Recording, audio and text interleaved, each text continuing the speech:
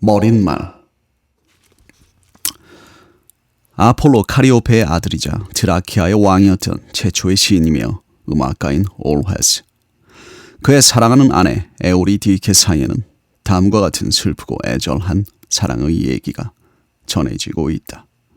올헤스가 하프를 연주할 때면 그 선율은 지상의 모든 것을 취하게 하여 깊이 잠들게 하였으며, 그래서 올림푸스의 북쪽에 있는 꿈의 나라 드라키아의 들판에는 항상 감미로운 선율이 끊임없이 흘러넘치고 있었다.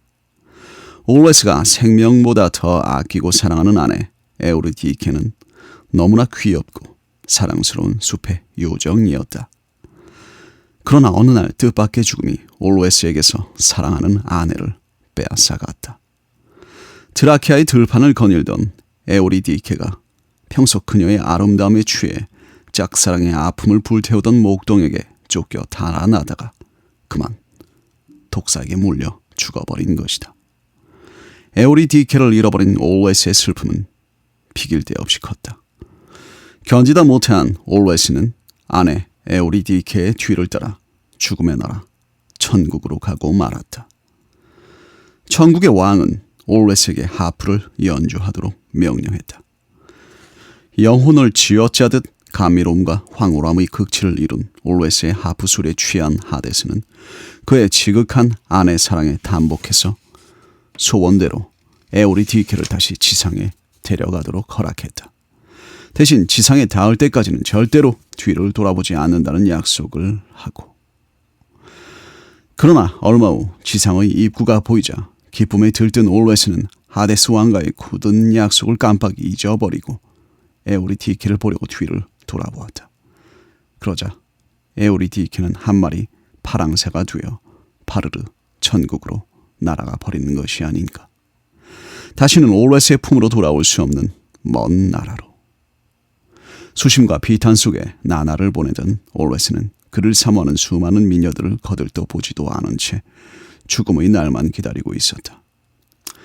그러던 어느 날 그는 짝사랑의 연정이 증오로 뒤바뀐 여인들에게 갈갈이 찢겨 헤프로스 강에 버려졌다. 그러나 지금도 가을밤이 깊으면 올헤스의 애조띤 하프 소리가 사라지지 않는 슬픈 사랑의 노래로 남아서 수타니의 가슴을 적시는 것이다.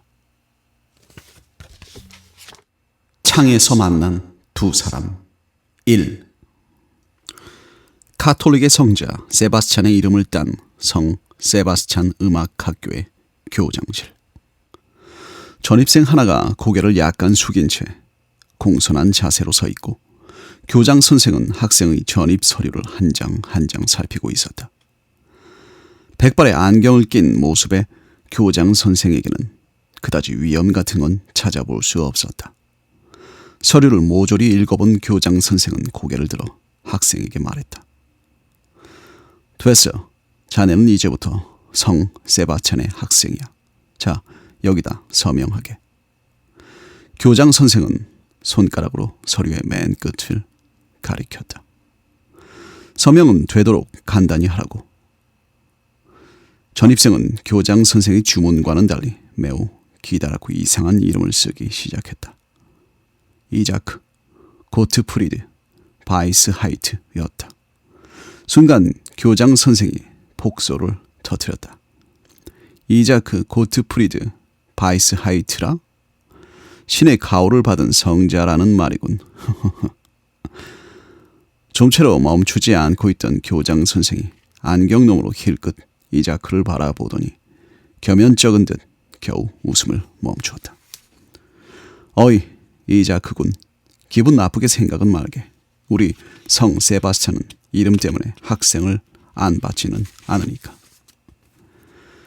그리고는 종래 터져나오는 웃음을 참지 못하겠다는 듯이 책상 위에 엎드린 채 쿡쿡 웃어대는 것이었다. 그때 학생의 난처함을 구해준 것은 담임인 클리 선생이었다. 클리 선생이 이자크를 데리러 교장실에 나타난 것이다. 이자크 바이스하이트, 이리 오게. 이자크는 클리 선생을 따라 교장실을 나와서 복도를 걸어가고 있었다. 제 이름을 들으면 모두 웃고 말아요. 그래서 지금은 만성이 됐지만 교장 선생님처럼 저렇게 노골적으로 비웃는 건 처음이에요. 클레이 선생은 말이 없었다. 손에 들고 있던 파이프를 입에 가져다 힘껏 한 번 빨았을 뿐이다. 클레이 선생은 갈색의 곱슬머리를 한 멋쟁이 미남이었다. 그렇게까지 비웃는 건 실례예요, 클레이 선생님. 동감이야. 하지만 동정은 안 해. 남자는 그깟 일쯤 묵살해 버려야 하는 거야. 클레이 선생은 묵직한 어조로 그러나 냉정한 목소리로 말했다. 이 복도를 걸어가면 예배당에 출구가 있어. 왼쪽은 홀이고 면회실인데 출입은 자유야.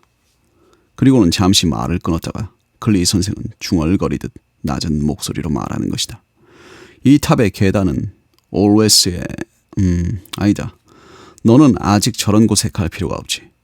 이자크의 귀가 번쩍 뜨였다. 선생님, 뭐라고요? 올웨스의 귀가 무척 밝구나. 그럼 내가 말해주마. 올웨스의 창이라는 이름이 붙여졌단다. 400년 전부터 붙여진 이름이지. 왜 저렇게 낡아빠지고 곧 무너질 것 같은 너절한 창문에 그렇게 아름답고 우아한 이름을 붙였는지는 나도 모르지만 저 창에는 이상한 전설이 있단다. 클레이 선생은 다시 파이프를 힘껏 빨아들이고 빙긋이 웃었다. 누구든지 그 창에 서서 아래를 내려다볼 때 맨 처음 눈에 띈 여자와 숙명적인 사랑을 하게 된다는 거야. 그러나 그 사랑은 올웨스와 에우리디케의 사랑처럼 반드시 비극적인 종말을 보게 된다는 전설이라네. 누가 언제부터 그런 이상한 전설을 퍼뜨렸는지 그 전설이 사실이 아니길 바라지만 좀 아쉽기는 해도 그렇게 슬픈 사랑의 모험을 실험해 보려는 어리석은 자는 아직까지는 없었던 모양이야. 이자크, 자네도 그렇게 슬픈 사랑을 하지 않으려면 저 창 앞에 서지 않으면 그만이야. 클레이 선생은 묘한 웃음을 입가에 머금고 파이프를 만지작거리고 있었다. 이자크는 이상한 감동으로 떨리는 가슴을 진정하며 올웨스의 창이라는 기묘한 이름이 붙여진 창을 바라보고 있었다. 올웨스의 창이라. 올웨스. 속으로 이자크는 수없이 되뇌이고 있었다. 꿈결처럼 생각에 잠겨있는 이자크를 클레이 선생이 큰 소리로 불렀다. 이자크군, 내 수업은 수요일부터야. 배우고 싶은 곡을 신청하게. 악보는 미리 준비해 두도록 할 테니까. 네. 클레이 선생은 복도를 가로질러 사라져갔다. 이자크는 클레이 선생의 충고도 잊은 채 자신도 모르는 사이에 탑의 계단을 올라 올웨스의 창 앞으로 다가갔다. 고풍 어린 건물에 흔히 있음직한 낡은 반원형의 창이 이자크를 말없이 맞이하고 있었다. 이런 낡은 창에 왜 그런 묘한 이름을 붙였을까? 슬픈 사랑의 전설을 가득 담은 그런 이름을. 이자크의 뇌리에서는 그런 생각이 끊이지 않고 이어지고 있었다. 그러는 한편 염려 없어. 남학교의 교정을 이런 시간에 지나는 여자가 있으려고. 안심해도 돼. 하는 생각을 하면서 자신을 안심시키기도 했다. 그때였다. 이자카의 생각을 비웃기라도 하듯 고목의 가지 사이로 창문을 지나는 제복의 학생이 눈에 띈 것이다. 이자크의 가슴은 참새처럼 킁킁 울리고 있었다. 그러나 순간 됐어.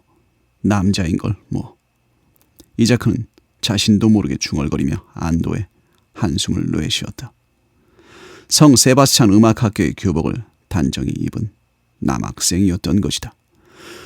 머릿결은 금발로 반짝이고 있었고 허리에는 다리 사이로 쭉 뻗은 각서미가 흡사 여인을 연상케 하는 멋쟁이 남학생이 올웨스의 창 밑을 걷고 있었다. 금발의 학생도 무심히 창문을 올려다 보다가 이자크를 발견했다.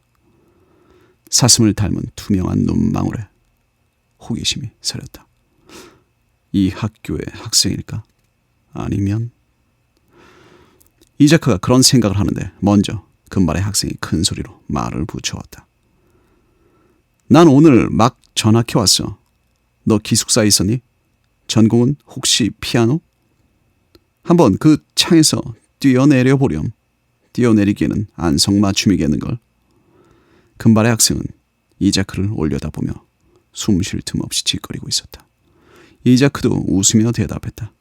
뛰어내린 건 사양하겠어. 너도 오늘 전학해왔니? 나도 방금 전입학 수속을 마치고 나오는 길이야. 금발의 아름다운 학생이 웃으며 말했다. 기막힌 인연이구나. 그렇다고 꼭 친구가 되라는 건 아니지만 말이야. 네 이름이 뭐니?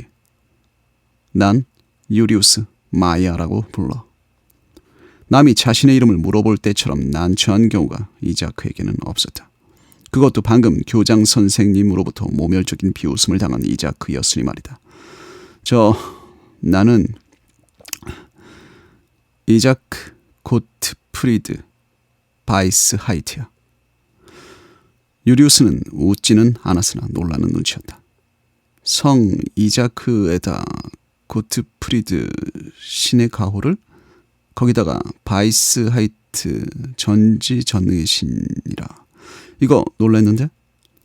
속으로 쿡쿡 두어 번 웃음을 삼킨 유리우스가 이자크를 올려다보며 명랑하게 말을 이었다. 넌 우등생이고 지독한 공부벌레일 거야. 내 이름만 들어도 쉽게 알 수 있어. 공부 시간에는 안경을 2-3개쯤 끼워야 할 거야. 그렇지? 이자크에게는 유리우스의 그 말이 놀림이나 조롱으로 들리지 않았다. 나는 장학생으로 교회에서 주는 장학금에 대해서 알고 있니? 그것을 받아서 공부하고 있어. 알았어. 가난한 고학생이다 이거지. 나도 피아노 전공이야. 그러면 다음에 또 만나자. 유리우스는 늘씬한 자태를 뒤로하고 저쪽으로 사라져갔다. 이자크는 사라져가는 유리우스를 멍하니 바라보고 있었다. 아무리 생각해도 아름다운 학생이었다. 같은 남학생끼리 아름답다는 생각하는 것이 자신이 생각해도 좀 이상하기는 했지만. 유리우스가 마이야가의 대저택에 도착했을 때는 짧은 해가 기울어가는 늦은 오후였다. 육중한 철문은 굳게 닫혀 있었고 거대한 짐승이 엎드린 형상을 하고 있는 마이야가의 대저택은 죽은 듯 정적만이 감돌고 있었다. 대저택은 크고 훌륭했으나 한편 음울하고 음습했다. 금방이라도 실바람을 타고 피비린내가 풍겨올 듯 싶은 그런 모습을 하고 있었다.